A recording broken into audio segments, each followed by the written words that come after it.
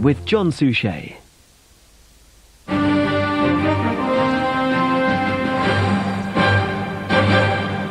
Good afternoon. The seaside town of Selsey is braced for more bad weather this afternoon as residents struggle to clear up after the tornado which devastated the town last night. 1,000 buildings were damaged. 12 hours after the tornado hit, this coastal town is still being battered by high seas and gale force winds. As these pictures from the ITN helicopter show, the tornado cut a swathe through the town, leaving total devastation in its wake. It passed through in just minutes. This house was literally pulled apart by the tornado. The young family inside, lucky to escape with their lives in winds up to 200 miles an hour. Elsewhere, chimneys were blown over and roofs ripped off. Cleaning up was all many could do this morning. The full force of the tornado hit at midnight last night. One person caught in the storm needed hospital treatment. Hundreds were evacuated from their damaged homes as emergency teams moved in to try and restore power and keep roads open. One man working on these sea defences, damaged by storms at the weekend, was literally sucked out of his lorry by the force of the wind when the tornado blew in. Also counting the cost of the tornado, astronomer Patrick Moore, whose Selsey Observatory was destroyed. I think I'm rather lucky in a way, because had it hit the house, the entire thing might have caved in. This is the second time in less than a week that the village of Selsey has taken a battering from the elements. The winds here are still incredibly strong, and as the clear-up goes on, the very real fear among people here is that this high tide will do even more damage. Helen Wright, ITN, Selsey, West Sussex. The Northern Ireland Secretary Mo Mowlam could meet IRA inmates as well as loyalist paramilitary prisoners when she visits the top security Maze prison tomorrow. Today, reporters, including our Ireland correspondent John Irvine, were given a rare look around. The prison authorities have been angered by reports suggesting the Maze is a cross between a university for terrorism and some kind of holiday camp. They've allowed the cameras in here today to try to show that it's not. We were taken to a loyalist H block where 83 inmates are held. These men have withdrawn their support for the peace process, and Mo Mowlam, the Secretary of State, will meet them tomorrow to argue that they should give the talks another chance.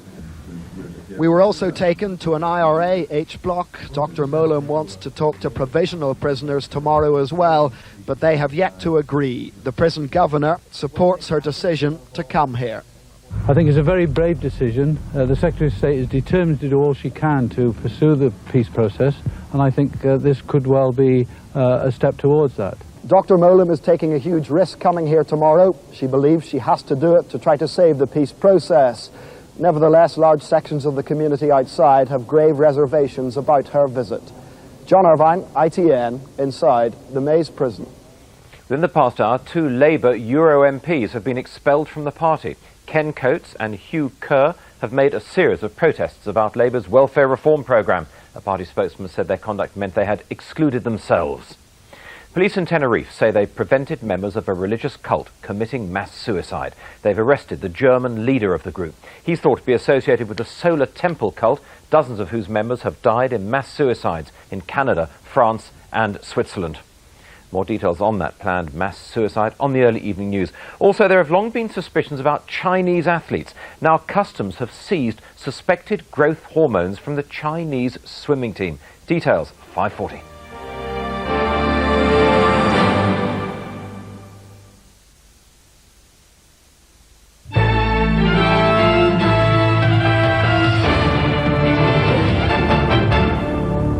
Good afternoon, I'm Mary Nightingale. This is London Today. The wife of television star Sean Scott has given London Today her first TV interview since news emerged that he'd punched her in a drunken rage. Caroline Scott, whose husband features in the bill, is still nursing the black eye he gave her at their home in Kensington. But she says, "It's my fault. I pushed him too far." Caroline Scott's husband is the actor who didn't pull his punches. Today she's coming to terms with her real-life role as a battered wife. Yet she insists it was her fault. Sean Scott was drunk. She tried to stop him from cooking his dinner. I pushed him first, and then as he sort of fell forward, I grabbed his shoulder and pulled him back towards me, and then he turned round, and because of he was drunk, he hit me. and then I went to hospital. 48 hours later, Caroline learnt another awful truth about her husband. A Sunday newspaper revealed that throughout their 2.5-year marriage, he'd been having an affair. Yet even that Caroline is taking the blame for. I was married to Sean and to my job, and I put all my energies and all my time into my job, and I didn't give Sean any time or attention, and therefore he went elsewhere for love and affection. Sean Scott joined the bill as Detective Inspector Chris Deakin 3 years ago. He's back on the set today. Caroline says despite what happened, she doesn't want to lose him. Sean and I will sort this out. There are many urging Caroline to ditch the man who beat her and betrayed her, including her own mother. Yet Caroline's answer to everyone else's advice is, leave me alone, I love him. In Kensington, this is Simon Harris for London Today. Police are questioning a 16-year-old boy about the murder of a shopkeeper in southeast London. Mohammed Rafiq Khan, who was 59, was stabbed to death during a robbery at his clothes store in Plumstead High Street. The teenager is being questioned at Greenwich Police Station. London Underground has started a unique project today. 40 Londoners have volunteered to make video diaries of their journeys. As they're filmed, they'll give running commentaries on the obstacles they face. Fiona Wilson is one of London's million-plus commuters. For the Islington mother, the Underground is akin to family. Like a fast aunt, the tube can be irritating, infuriating, sometimes surprising in happy moments when everything runs smoothly.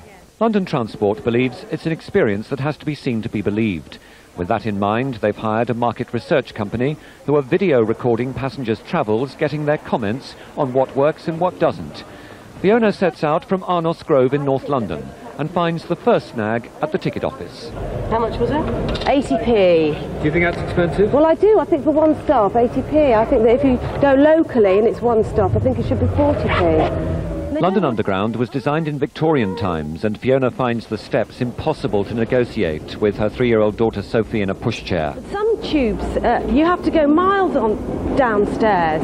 Some of the Northern Line ones. All right, Dan, all right, all right. London Transport will be getting the message on tape. Fiona finds the signs are confusing and difficult to follow. It's not clear. It should be much bigger. She hopes she's going to Southgate, but there's no one on the platform to tell her which side the train will be coming in. A lesson perhaps to be taken on board by London Transport. This is Christopher Peacock for London Today. And finally, travel of a very different kind. A journalist from Bethnal Green is planning a record-breaking round-the-world journey in 80 days in a microlight. Brian Milton and co-pilot Keith Reynolds aim to be the first to circle the globe in the tiny aircraft, which is just over 9 feet long. The pair will set off from London in March, taking in 25 countries on their 24,000-mile journey. And that's all for now. Join Alistair and me for London Tonight at 6 o'clock. Until then, have a very good afternoon. Bye-bye.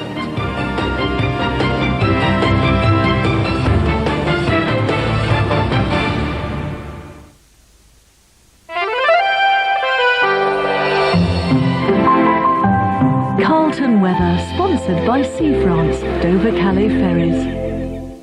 Hello again. One or two odd showers around perhaps, but for most of us, the rest of today and tonight will be generally dry, cloudy and very mild. Even overnight tonight, temperatures no lower than 9 in London. That's higher than it would normally be in the afternoon this time of year.